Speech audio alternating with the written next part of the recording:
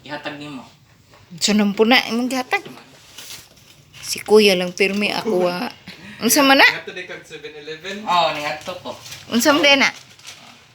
Diba ganahan man kag sweet and sour nung nga ako. Sus. Sour cream. Kay mo mong gid nimo Ingkaon na. ganahan. Ingkaon po ka na. Wa, ang akong gipalit kay ang usa nga kuan katong barbecue sauce. Hatag sa imo kuya. Madyo pang kuya permanente na ay gift ako Tilaw pud nay kung ganahan ka. Anda inyo ra na. Kay iwas tambok. Ganahan day ka na kuya. Si unsa guna be? Pringles are good.